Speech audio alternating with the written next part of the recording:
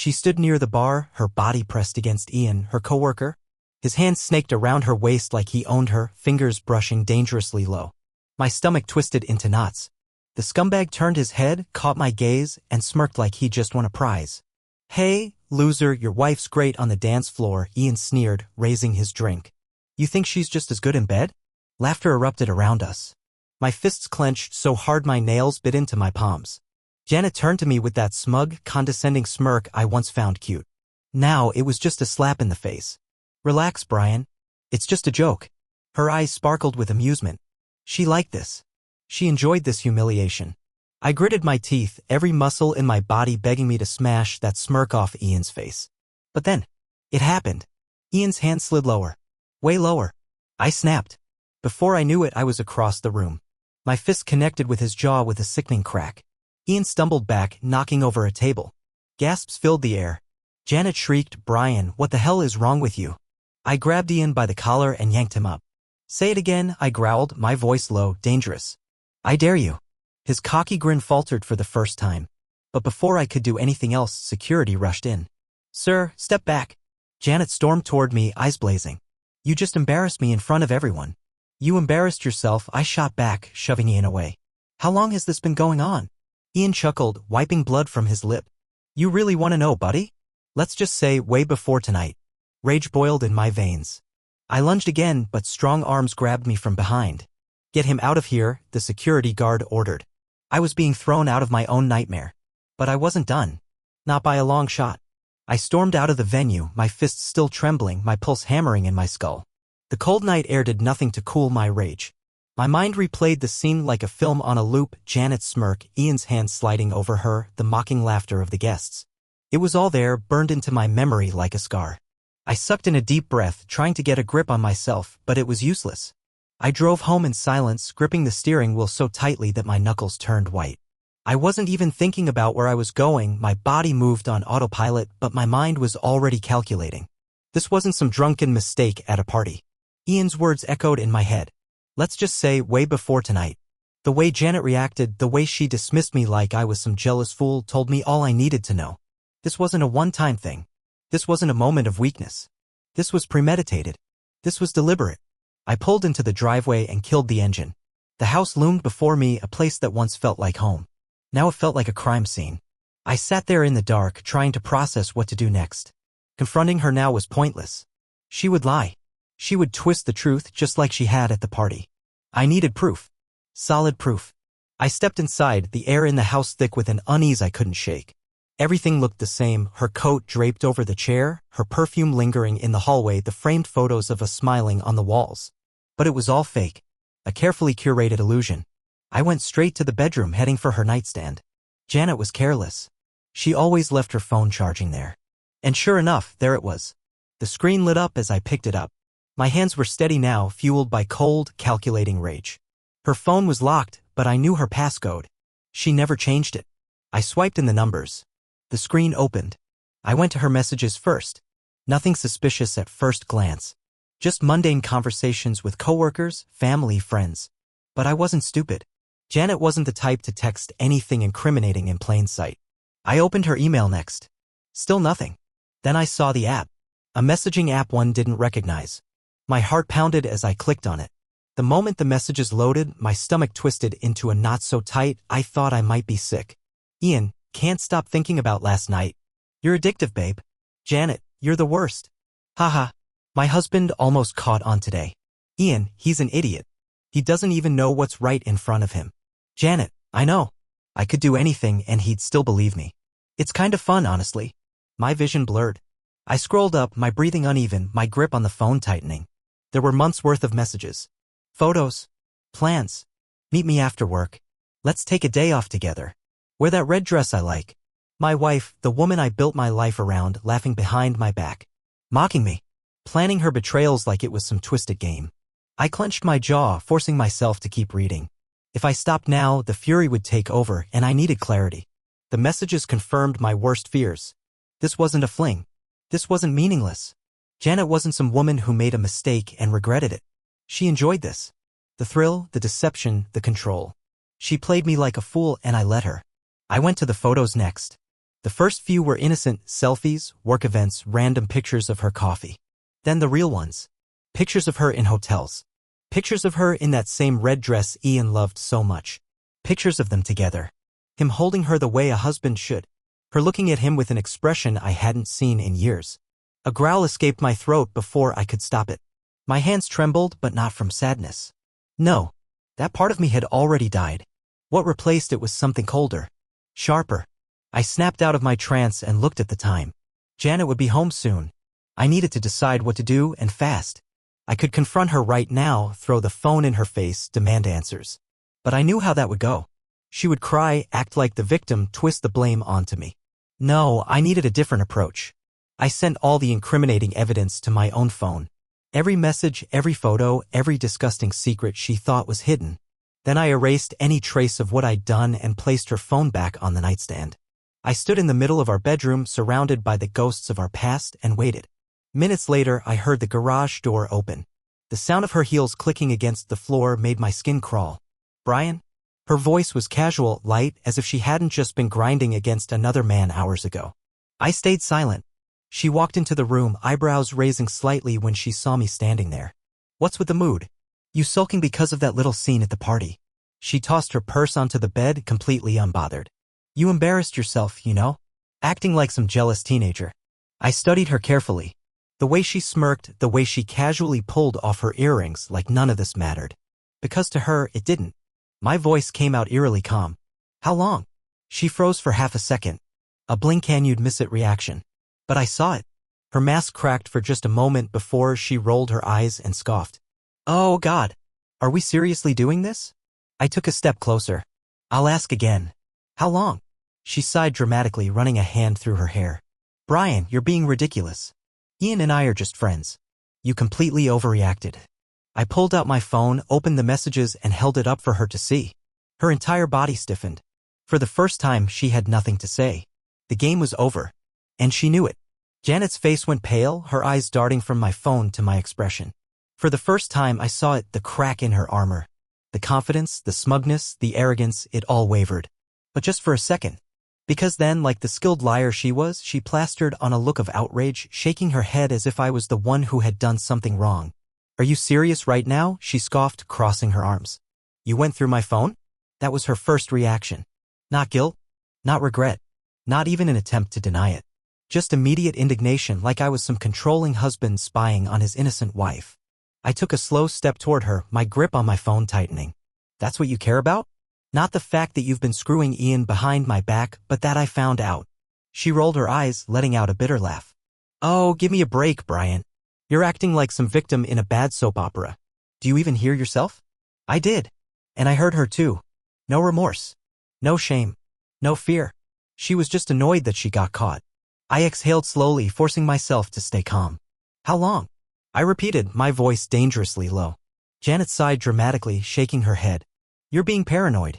I raised my phone and scrolled through the messages, reading them aloud. Can't stop thinking about last night. You're addictive, babe. I looked up at her. That's Ian. I scrolled further. I could do anything and he'd still believe me. It's kind of fun, honestly. My jaw clenched. That's you. She flinched but recovered quickly, putting on that infuriating smirk I wanted to wipe off her face. Wow. You really sat there and read all my messages, huh? She shook her head, feigning pity. That's sad, Brian. Really? I wanted to punch a hole in the wall. Instead, I kept my voice cold. Tell me the truth. How long has this been going on? She sighed as if I was exhausting her. Fine. If it'll shut you up. She flicked her hair back and gave me a look so casual it made my stomach churn. A few months. Lies. I could see it in her eyes. I had read enough messages to know this wasn't just a few months. It had been over a year, at least. She was testing the waters, seeing how little she could admit while still keeping control of the situation. Try again. She groaned, rubbing her temples like I was the one giving her a headache. Why does it even matter? You're acting like I murdered someone. I took another step toward her, my patience snapping. It matters, Janet, because while I was here, loving you, trusting you, building a damn life with you, you were off sneaking around like some cheap. Careful, she warned, her voice turning sharp. I let out a humorless laugh. Or what? You'll cheat on me again? She threw her hands up. God, Brian, grow up. People have affairs all the time. It's not the end of the world. My jaw tightened so hard it hurt. It is when it happens in my marriage. She scoffed, shaking her head. Please. This marriage was over a long time ago, and you know it. That hit like a punch to the gut. I stared at her, searching for any trace of the woman I married, but she was gone. Maybe she had been gone for a long time and I was just too blind to see it. She sat on the bed and stretched her legs out like we were having a normal conversation. Look, I'm not gonna sit here and beg for forgiveness because, honestly, I don't regret it. She tilted her head, watching me with that infuriating smirk. Ian gives me things you never could. I clenched my fists so hard my nails dug into my palms. Like what? She shrugged. Excitement. Passion. Confidence. He doesn't cling to me like some needy, pathetic husband who thinks love means worshipping the ground I walk on. She snorted. He actually has a spine. That was it. That was the moment something inside me snapped. I grabbed the nearest chair and flung it across the room. It hit the wall with a loud crack, but I barely heard it over the pounding in my skull. Janet barely flinched. If anything, she looked amused. Oh wow. Temper tantrum. Real mature. I took a deep breath, forcing myself not to completely lose it. You know what? You're right. She raised an eyebrow. Oh. I turned and grabbed my suitcase from the closet. I threw it onto the bed and yanked it open. She laughed. Actually laughed. Oh, come on, Brian. You're not leaving. You can barely function without me. I didn't say a word. I just grabbed whatever I could, clothes, essentials, anything that mattered. Meanwhile, Janet sat there, watching with an amused smirk like this was some joke. You'll be back, she said casually. You're too much of a coward to leave for good. I zipped up the suitcase, grabbed my phone, and turned to her one last time. I used to love you, I said quietly. I really did. She rolled her eyes. Spare me the dramatic exit speech. I shook my head. No, Janet. Spare me. And with that, I walked out. She didn't follow me. She didn't call my name. She just let me go. Because she thought she won. But she had no idea what was coming next. I drove aimlessly for hours, my knuckles white on the steering wheel, my jaw clenched so tight it ached. The city blurred past me in a mess of neon lights and empty streets, but I barely saw any of it. My mind was stuck in that bedroom, replaying Janet's words like a broken record. Ian gives me things you never could. He actually has a spine. I had spent years loving that woman, bending over backward to make her happy. And for what? To be mocked? To be replaced? To be laughed at like some clueless idiot while she rolled around in hotel rooms with another man? The thought made my stomach turn. The betrayal wasn't just physical, it was personal. She had enjoyed playing me. At some point, I ended up in a parking lot, my hands still gripping the wheel. My breathing was steady now. The initial rage had burned away, leaving something sharper. Something colder. Janet thought I would be back. She thought I was weak. That I would come crawling, begging, groveling like some pathetic husband who couldn't survive without her. She had no idea who she was dealing with. I pulled out my phone and opened the folder of evidence I had collected. Every message, every picture, every disgusting detail of her affair was now in my possession. I had options. I could expose her to our friends, our families, her workplace. I could make sure everyone knew exactly who she was behind that fake, charming smile. But I wasn't just thinking about revenge. I was thinking about the future. I needed to be smart. Divorce was inevitable, but it had to be on my terms. Janet wouldn't just let me go easily, not without taking her pound of flesh. She'd try to drain me financially, play the victim, turn the narrative to make herself look innocent. But she wasn't innocent, and I had the proof to destroy whatever lies she tried to spin. I opened my contacts and scrolled down until I found the number I needed. Ethan Carter, divorce attorney. I hadn't spoken to him in years, but back in college, we had been close. And if there was one thing I knew about Ethan, it was that he was ruthless when it came to cases like this. I hit dial. After 3 rings, a groggy voice answered. Brian? Do you have any idea what time it is? I checked the clock. 2:47 a.m. I didn't care. I need your help, I said. It's about Janet. There was a pause. Then a sigh. Tell me everything. I did. Every ugly, disgusting detail. I told him about the affair, about the messages, about how she had mocked me to Ian like I was some joke. Ethan didn't interrupt, but I could hear the shift in his tone as I spoke. She's going to try to take everything from you, he finally said. But you have an advantage. You have proof. I want to make sure she doesn't get a damn thing, I said coldly. No sympathy. No money. Nothing. Ethan exhaled. Then we need to play this right. Don't tell her you're filing yet. Act normal. The moment she knows, she'll start planning her next move. Act normal. The thought of pretending like everything was fine made my skin crawl. But he was right. Janet was cunning, manipulative. If she suspected I was building my case against her, she'd turn the tables before I could strike. I needed to play along. I hung up and sat there for a long time, staring at my reflection in the rearview mirror. My eyes were different. Harder. Sharper. I wasn't the same man who had walked into that party earlier tonight. That man had been broken, betrayed. That man was gone. By the time I pulled back into the driveway, the sun was starting to rise. I took a deep breath, forcing every ounce of fury back into a cage deep inside me. Control yourself, Brian. This isn't about anger anymore. This is about winning. I stepped inside the house and found Janet in the kitchen, sipping coffee like she hadn't just torn our marriage to shreds. She barely glanced at me. You came back, she said flatly. I shrugged. I needed air. She smirked over her cup. See? I told you. You can't be without me. I gritted my teeth and forced a chuckle. Maybe you're right. Her eyes flickered with amusement. She loved this, loved the idea that I was still under her control. That I was weak. I let her believe it. Because the moment she let her guard down, I was going to rip everything away from her. The following days were the hardest act I'd ever had to put on. Every moment under the same roof as Janet felt like swallowing broken glass, but I played my part. I smiled at her jokes, responded with nods when she spoke, even let her brush past me with that arrogant smirk, thinking she had me right where she wanted. She believed I was still her fool, still the pathetic husband clinging to the illusion of our marriage. But in reality, every second she spent gloating was another nail in the coffin I was building for her. I had followed Ethan's advice to the letter. I gathered everything, bank statements, phone records, even credit card charges that led back to hotel stays under Ian's name. The deeper I dug, the more I realized how utterly reckless she had been. She had used our money to fund her little escapades. Dinners, gifts, even a weekend getaway at a 5-star resort, all on my dime. I made copies of everything, stored them in multiple locations, sent them to Ethan, and even saved them on a secure drive under an alias Janet wouldn't recognize. She wasn't just losing this divorce, she was going to regret ever thinking she could humiliate me. Then I moved on to the next step, exposure. I started small. A casual message to her best friend, Lisa, who had always been wary of Janet's behavior but never had proof. Hey, just a heads up, if Janet tells you anything about me, don't believe a word. You'll see why soon. No details. Just enough to spark curiosity. Lisa's response was immediate. What's going on?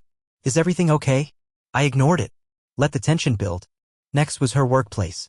Janet had always bragged about keeping her affairs separate from her job, but I knew better. Ian worked in the same industry and their text history suggested more than a few business meetings that weren't about work. I compiled a neat little package of evidence and sent an anonymous email to HR. Employee misconduct should never be ignored. Please review the attached files. Simple. Effective. By the time I was done, the pieces were in place. Janet had no idea that her entire world was about to implode, and I enjoyed every second of the anticipation. Then, on a Friday night, I made my move. We were in the living room, Janet scrolling through her phone, no doubt texting Ian. I sat across from her, arms crossed, watching. She didn't even look up. You're awfully quiet tonight, she muttered. I smirked. Just thinking. She finally glanced at me, raising an eyebrow. About what? I leaned forward. About how much fun it's going to be watching you lose everything. The shift in her expression was immediate. That smirk vanished, replaced by something unsure. What the hell are you talking about? I pulled out my phone and opened the folder of evidence. Slowly, I slid it across the coffee table toward her. Take a look. She scoffed but picked it up. As her eyes scanned the screen, her face drained of color. Messages, receipts, photos, all the dirt I had on her, laid out in brutal clarity. Her hands started to shake. You went through my stuff? I chuckled. You made it easy. Turns out you're not as smart as you think, Janet. She slammed the phone down. This doesn't prove anything. Really? I tilted my head. Because your boss might disagree. She stiffened. What? I leaned back, stretching my arms over the couch. Oh, did I forget to mention? HR got an interesting email today. Something about company policy violations, inappropriate relationships, misuse of corporate resources. I shrugged. But hey, maybe they'll be understanding. Panic flashed in her eyes before she masked it with anger. You had no right. I had every right, I interrupted, my voice ice cold. You stole from me. You humiliated me. You mocked me, Janet.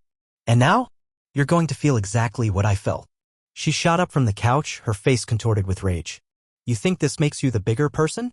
You think ruining my life makes you a man? I stood towering over her. No, Janet. I think it makes me free. Her mouth opened, then closed. She was scrambling for control, for anything to hold onto, but there was nothing left. I walked to the door and grabbed my suitcase, the one I had packed days ago. I didn't need to stay any longer. The war was over.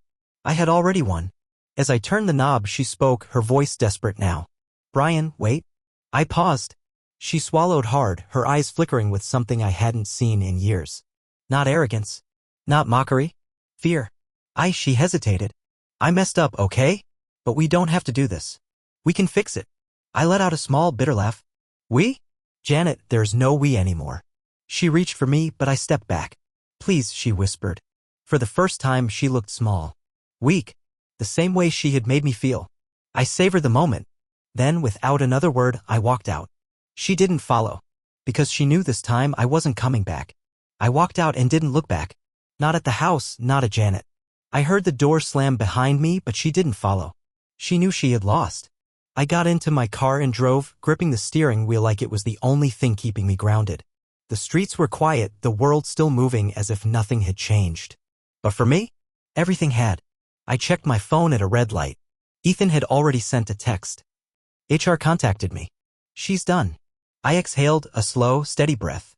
One battle was won, but the war wasn't over. The divorce was coming, and I needed to be ready. By the time I reached the apartment I had rented, exhaustion hit me like a truck. I threw my bag down, collapsed onto the bed, and stared at the ceiling. My mind raced, but my body was too drained to keep up.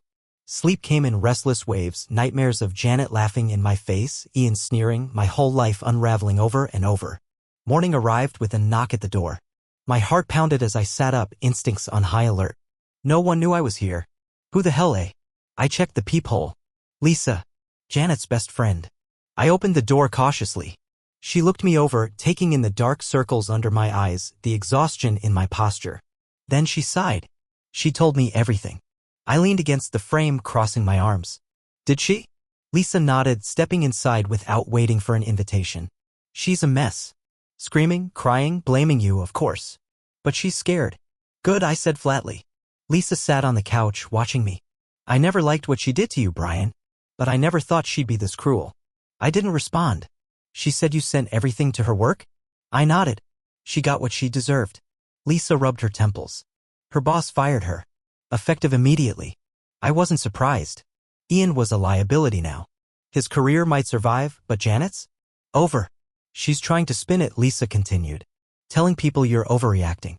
That you're being vindictive. I scoffed. Typical. She also said she's going to fight you in the divorce. Take everything. Now I laughed. A dark, bitter laugh. She can try. Lisa hesitated. She's got nothing left, Brian. No job, no reputation, no real friends. She did that to herself. Lisa sighed. I just wanted you to know where things stand. I nodded. Thanks. She stood, hesitating for a moment.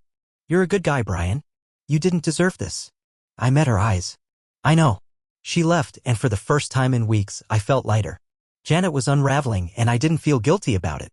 She had destroyed our marriage. All I did was make sure she felt the consequences. But I wasn't done yet. I spent the next few days finalizing the divorce strategy with Ethan. He assured me Janet wouldn't get a cent more than she deserved. If anything, she'd be lucky to walk away with anything at all. She had no leverage. No job. No allies. Then the call came. Unknown number. I knew who it was before I even answered. Hello? Silence. Then a shaky breath. Brian. Janet. I leaned back, smirking. Something wrong. She sniffled. I can't believe you did this to me. I rolled my eyes. You did this to yourself. You ruined my life, she snapped, the desperation seeping through. No, Janet, I said calmly. I just exposed the life you were already living. Silence. Then, softer, I lost my job. Not my problem. I have nothing now. I shrugged, even though she couldn't see me. Sounds about right. Her voice cracked. Don't you feel anything for me anymore? I let the question hang in the air. Then I smiled. No. And I hung up. For the first time in years, I was free. Hanging up on Janet should have felt like the final nail in the coffin, but something about her last words lingered. Don't you feel anything for me anymore? No. That was the truth. The woman I had loved, the woman I had built a life with, didn't exist anymore.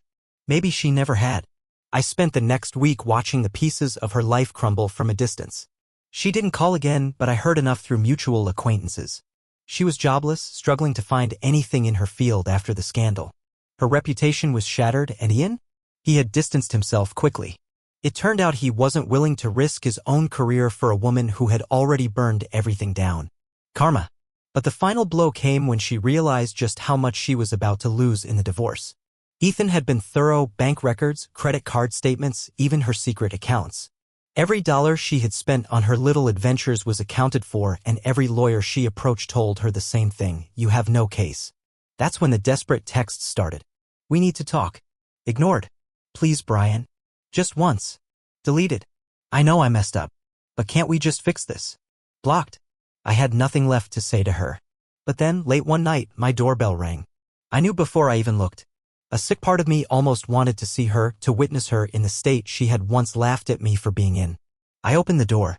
She stood there, a shadow of the woman who had once walked through life with arrogance dripping from every step. Her hair was messy, her eyes puffy, her clothes wrinkled like she hadn't cared enough to even try. She looked pathetic. For a long moment, we just stared at each other. Then she spoke, voice barely above a whisper. Can I come in? I leaned against the doorframe. Why? She swallowed hard. Because I have nowhere else to go. I almost laughed. The irony was delicious. She must have seen it in my eyes because she added quickly, just for a minute. Please. I should have slammed the door in her face. I wanted to, but something inside me wanted to hear her. One last time. I stepped aside. She walked in slowly, looking around like she didn't recognize the place. This is where you've been staying? She murmured. I shrugged. It's temporary. She nodded, biting her lip. Then, hesitantly, she turned to face me. Brian. I crossed my arms. Say what you came to say. She let out a shaky breath. I'm sorry. I raised an eyebrow. For what? Her lip trembled. For everything. Too little, too late. She must have seen my indifference because she rushed forward, grabbing my hands. I wasn't thinking. I was selfish, I was cruel, I know that now. I stared at her. And? Her eyes glistened. And I miss you. There it was. The last card she had to play. I miss us, she continued, squeezing my hands. I miss the way you loved me, the way you looked at me like I was your world. I was stupid, Brian. I took you for granted, and now I see it. I see everything I threw away. I let her words hang in the air, watching as she searched my face for any sign of forgiveness. Then I smiled. Not the kind she wanted. The kind that told her she had already lost. You don't miss me, Janet, I said softly. You miss what I gave you. You miss having someone who loved you unconditionally while you spat in his face. She shook her head rapidly. No, you miss the security, the comfort, the guarantee that no matter what, someone would always be there for you. Her grip tightened. I'll prove it to you. Give me another chance. I gently pulled my hands away. Not in this lifetime. A tear slipped down her cheek. Brian, please. I exhaled, looking at her one last time. Goodbye, Janet. She opened her mouth, but no words came. I stepped back. Then, without another glance, I walked to the door and held it open. She hesitated, but she knew. This was the end. With a shuddering breath, she turned and walked out. I closed the door behind her, locking it. And with it, I locked away every piece of my past that still clung to her. I was free. Finally, truly free. The moment the door clicked shut behind Janet, a weight I hadn't realized I was still carrying finally lifted. The air felt lighter. My thoughts clearer. She was gone, and not just from my home, but from my life. I stood there for a moment, just breathing. Taking in the silence. There was no more tension, no more lies waiting to be uncovered. Just me standing in a place that was finally my own again. But I wasn't done yet. I walked over to the kitchen counter, picked up my phone, and scrolled down to my lawyer's number. Ethan had told me Janet would try to manipulate me, and he had been right. She had played the regret card, the nostalgia card, hell, even the pity card. But none of it worked. I pressed the call button. He answered on the first ring. Brian. Everything okay? She showed up. There was a pause. Then I exhaled. Begged me to take her back. Ethan chuckled. Predictable. She's got nothing left, I said, almost to myself. No job, no reputation. And now no husband. Which means she's going to fight dirty. Ethan's voice was calm but firm. We're almost at the finish line, Brian. Don't let her pull you back in. I won't. You sure? I thought about it. Thought about her tear-streaked face, the trembling hands, the desperation in her voice. Then I thought about the countless nights I had spent lying awake, wondering what I had done wrong. The humiliation. The betrayal. The way she had laughed with Ian at my expense like I was nothing more than a joke. Yeah, I said. I'm sure. Good. Ethan paused. We'll wrap this up soon. Just sit tight. I hung up and set the phone down. It was almost over. A week passed, then two. Janet didn't try to contact me again, but I heard whispers. She was still struggling to find work, still trying to claw her way back into the life she had lost. Some people pitied her. Others didn't. But none of it mattered to me anymore. The divorce papers arrived in the mail on a Wednesday. Clean, efficient. Ethan had done exactly what he promised. Janet got the bare minimum. No more, no less. I signed without hesitation. By Friday, it was official. I was no longer a married man. That night, I went out with Ethan and a few other friends to celebrate. It wasn't a wild party, just a quiet night at a bar, a few drinks, and a reminder that life still had more to offer than the wreckage Janet had left behind. At one point, Ethan raised his glass. To new beginnings. We all clinked glasses. I took a sip, the taste of whiskey burning down my throat, and for the first time in years, it felt like something was mine again. The past was done. And the future? It was wide open.